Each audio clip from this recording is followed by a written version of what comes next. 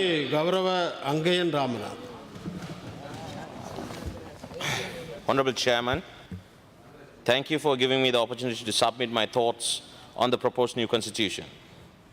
Our constitution is the foundation of our self-identity, a supreme document of our nation.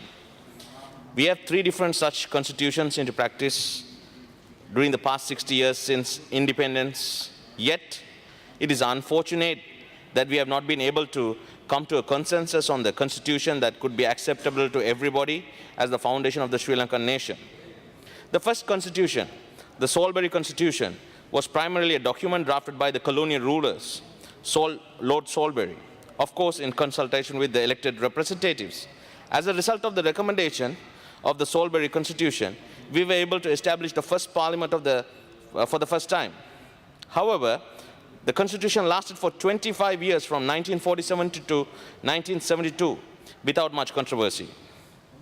In contrast, the first Republican Constitution of 1972 survived only 6 years. That second Republican Constitution of 1978 is which we currently abide by for over 38 years. Honorable Chairman, since our independence, our one burdening issue we have yet proven unsuccessful in solving has been forging a national identity.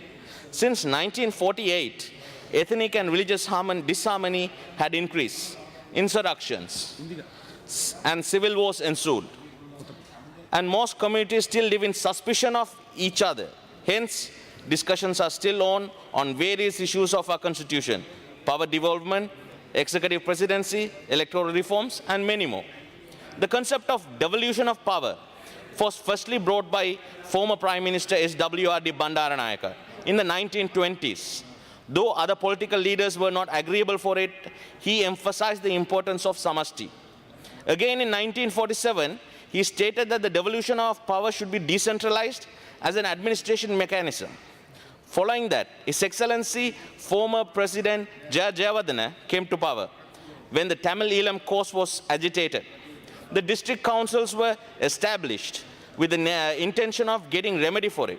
Excellency Jayawardena was the opinion that the ethnic issues and how to devolve power to the north and east were by creating provincial council, hoping this would resolve the rising tension. With the pressure mounting from India and in an attempt to end the war, the Indo-Lanka Accord was signed in July 1987, and a proclamation was made by him to establish the provincial councils under the Indo-Lanka Pact. The requirement was that the Sri Lankan government should devolve power to the provinces. Accordingly, the government passed the 13th Amendment to the Constitution on the 14th November 1987, and subsequently 9 provincial councils were created on the 3rd February 1988. Since the adaptation of our present Constitution in September 1978, we have been discussing and debating about a need for a new constitution for over 3 decades. As we all know, this is a fact, and it has been an important topic and key selling points during each and every election in the past. And we have observed significant interest from the people of the topic. We must take that into consideration before taking up a stance on a matter based on our personal and party agendas. Honorable Chairman, irrespective of the fact that we had not been able to achieve a change for decades, I strongly feel that there is a general consensus among the moderate people of Sri Lanka that we need a new operating system, that we can cater to our needs and solve our problem. The very fact that we have to amend and patch up the present constitution for 19 times validates the point. I strongly believe that there is an organic need for a new constitution, and that the need is generally accepted by most of the moderates in the country.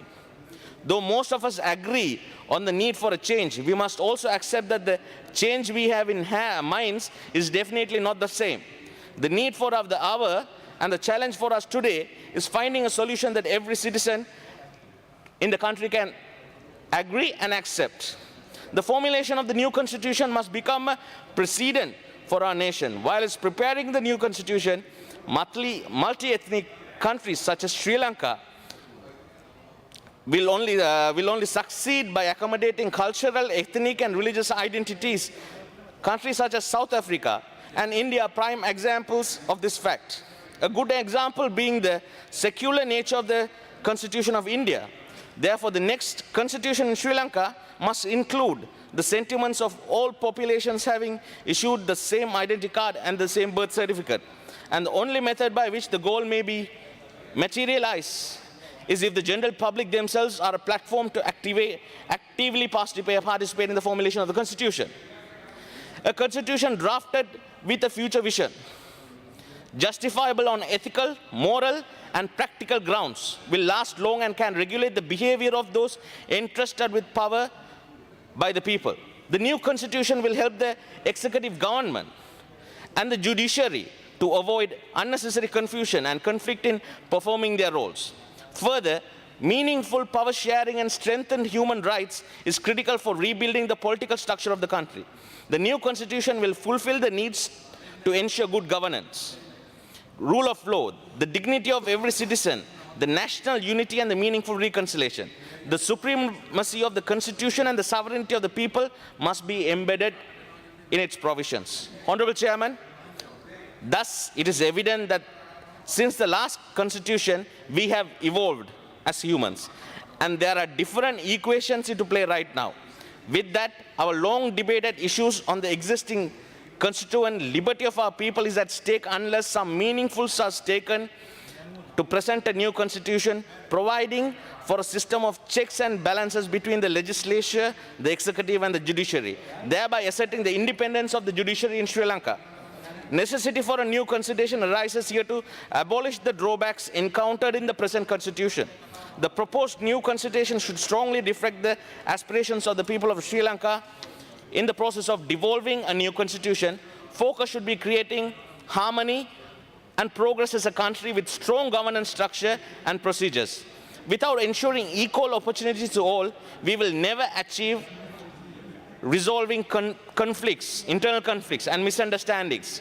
We expect to fulfill the hopes of for a new constitution which will not divide the country but unite the nation and cater to all needs of the public.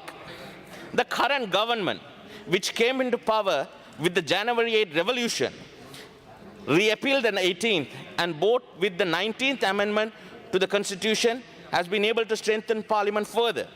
The government's intention must be to further strengthen parliament, and with the support of all political parties required to make this aim a reality.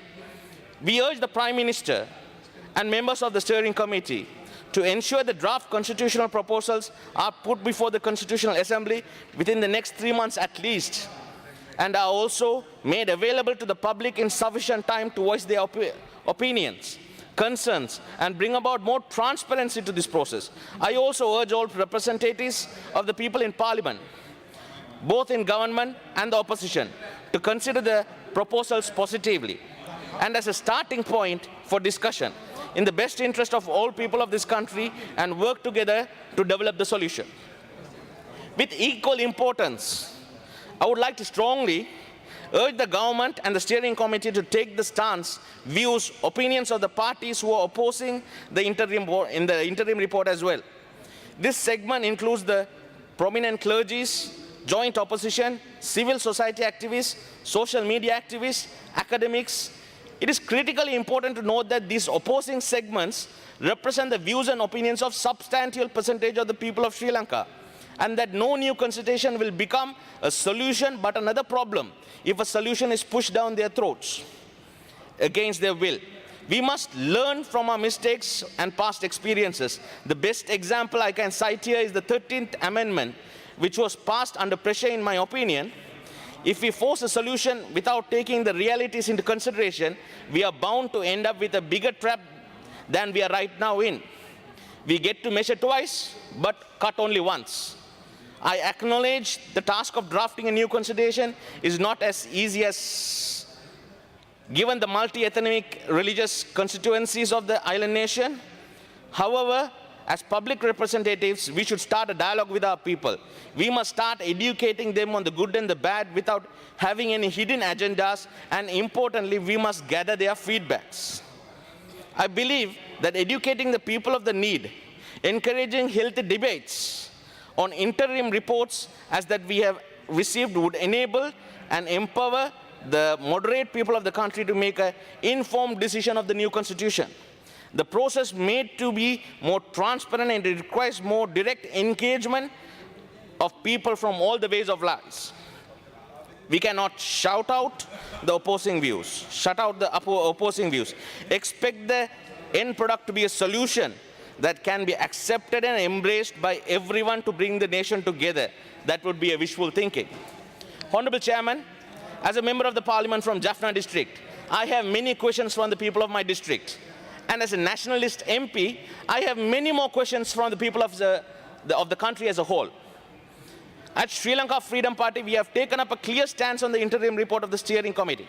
And we strongly believe that the report has only opened up the starting point for discussion, as most of its elements require further discussion.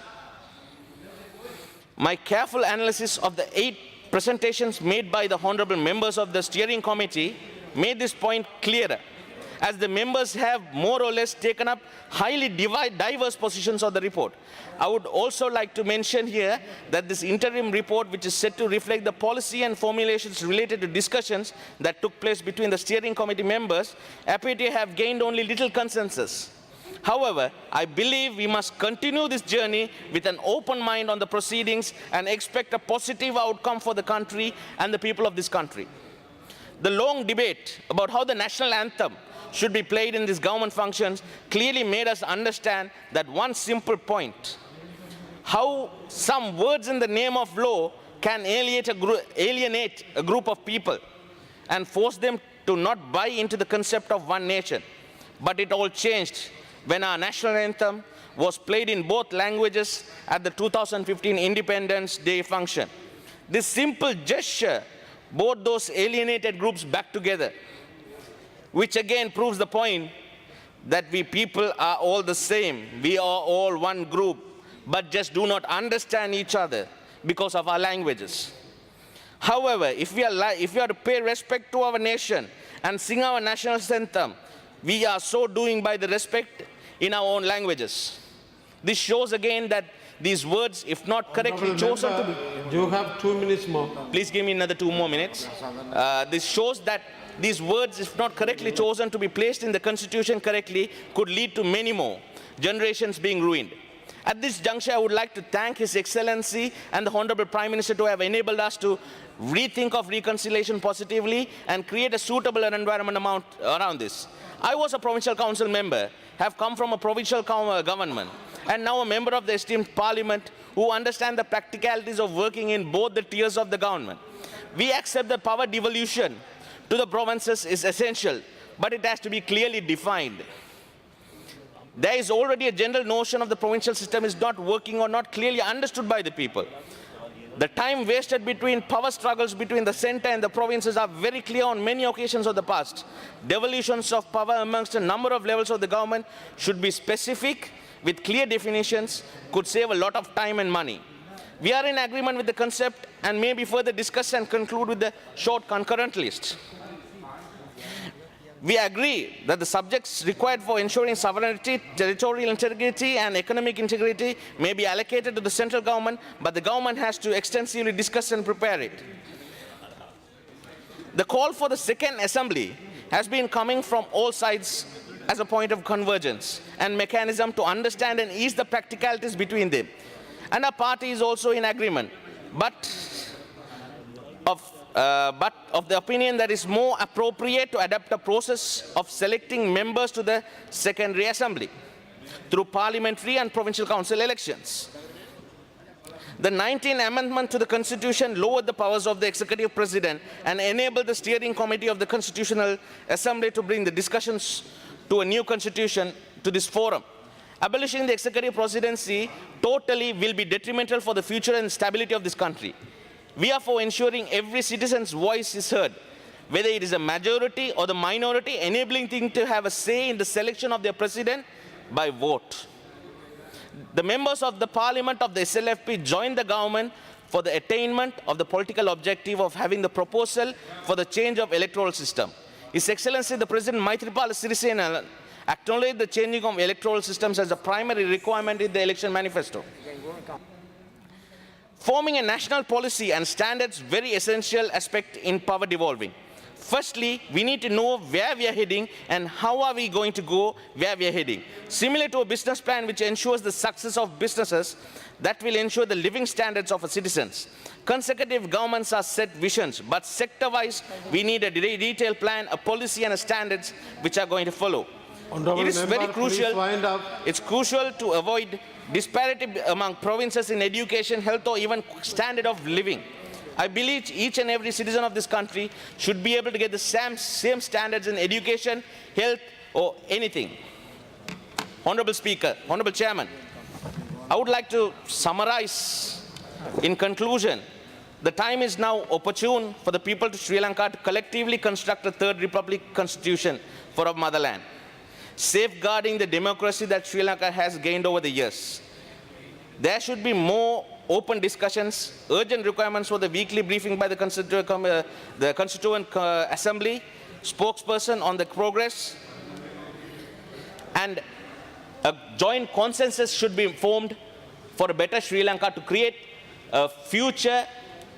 Right now we are planting a seed for our future generations. So let us all join together to create a better constitution for us. Thank you. Thank you.